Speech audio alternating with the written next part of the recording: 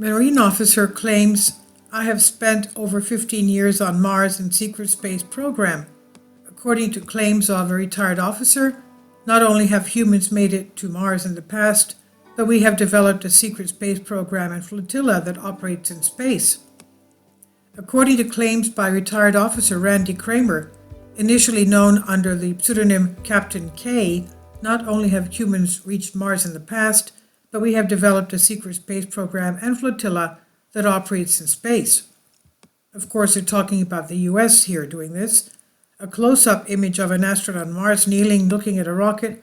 In the distance, spacemen or spacewomen dressed in full spacesuit, viewed from behind, kneeling on rocks, looking at the distance, where a space rocket is at rest on the flat terrain. There seems to be two versions filtered out to society when it comes to space, Mars and classified files linking the two. The first is that we have not been to Mars, that there's a lot of work to be done, and that our technology is still very limited. The other is exactly the opposite, a version that has been endorsed by various individuals over the last decade. The question here is, who is telling the truth? And would it be ridiculous to think that we have reached Mars and colonized the Red Planet thanks to secret space programs? According to Captain K, who is a former U.S. Marine, he was stationed on the Red Planet for years, and his mission was to protect the 5 human colonies from the indigenous life forms on Mars. Not only did he spend years on Mars, but he also served aboard a giant space aircraft carrier for 3 years. According to the former U.S. Marine, he worked for the Mars Defense Force, MDF, which is owned by the Mars Colonies Corporation, MCC, which is basically a conglomerate of financial, government, and tech companies. Kramer and his team were part of a special section of the United States Marines with a highly classified mission to protect and secure the existence of 5 newly established colonies on the surface of the Red Planet. The Earth Defense System, the Earth Defense Force, another secret military branch, has military recruits from countries like the United States, China, and Russia. Furthermore, Kramer claims that his training took place on the moon within a secret base called LOC, or short for Lunar Operations Command, on Saturn's moon Titan, and even in deep space. Not only do we have technology to reach Saturn and outer space, Mars is a planet teeming with life, according to the statements of the former Marine. According to Randy Kramer, the space fleet has technology far superior to what exists on Earth. The different ships have different propulsion systems that allow the space fleet to reach the borders of our solar system with ease.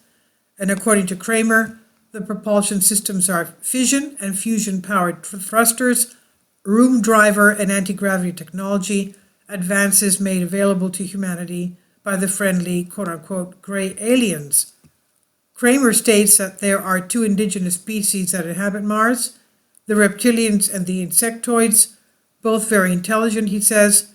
The reptilians are much more aggressive species, defending their territory at all costs. The insectoids are equally intelligent and capable, but are more passive, he says. In fact, the fact that Mars is a planet capable of supporting life has been supported by several researchers, including Dr. Brandenburg, who even claims that extraterrestrial beings waged a nuclear war on the Red Planet, and that today we can find evidence of that. According to Brandenburg, the ancient Martians, known as Sidonians and Utopians, were massacred in a gigantic nuclear attack, and evidence of genocide can still be seen there today, he claims. According to scientists, there are very large remnants of xenon-129 on Mars, and the only process we know of that produces xenon-129 is a nuclear explosion. In a television interview, Dr. Brandenburg stated, 2 big disasters happened on Mars. He told Supreme Master TV, pointing to Utopia on the map. He says one here, and then an asteroid impact happened there, and Sidonia was right in the middle of this. That is puzzling.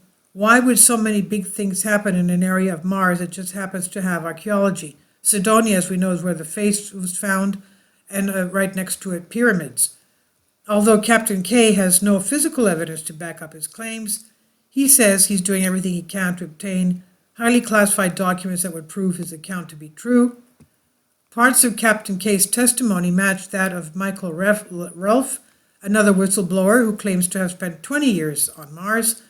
Laura Madeline Eisenhower, great-granddaughter of former President Eisenhower, claims that an attempt was made to recruit her for a human colony on Mars, led by researcher Dr. Hal Puthoff.